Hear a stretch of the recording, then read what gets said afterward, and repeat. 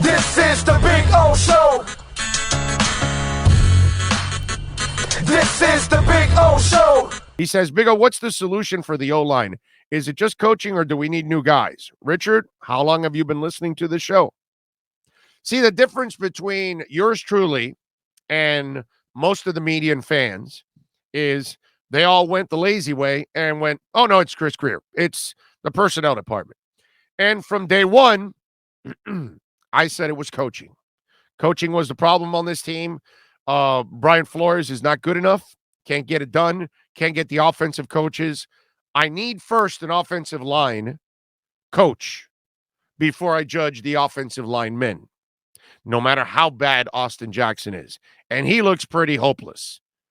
But maybe a guy can come in, rebuild that confidence, and get him to a point where he's good.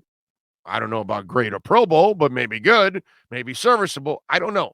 But I'd like to have a real offensive line coach with a real offensive coordinator kind of complement these guys to see what you have.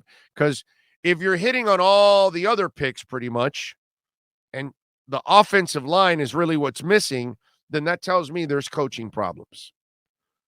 And clearly, if you watch the offense all over the place, it was the worst offensive coaching staff in the history of the Miami Dolphins. There has never been a worse offensive staff than what Brian Flores put together. So, apparently, Richard, you have not listened to the show a lot. But I've been saying for a long, long, long time, for many months, it's the coach. It's the coaches. That's the problem on this team. So, get me some coaches so I can judge the O-linemen. Get me an O-line and an offensive coordinator and a running back so I can judge the quarterback. And then I can make a determination on who can play on the O-line and who can't, and can you win with Tua or not. Okay?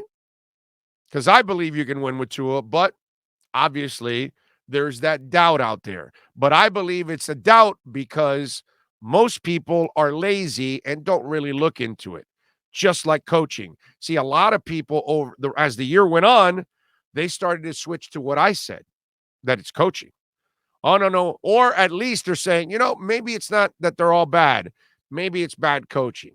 So it's a little of both. Some people went all the way my way with coaching, and even the people that said personnel say, hey, you know what? Maybe it's also coaching. We got to see.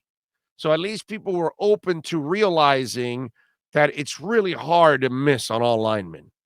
They had to have hit on at least one or two of those guys. At least one or two of those guys have to be good. Robert Hunt is the one that out of all the crappiness has shown you a little something. So if you can get Robert and somebody else, then you've hit on two of the five. If you get a third, then it becomes one hell of a coup.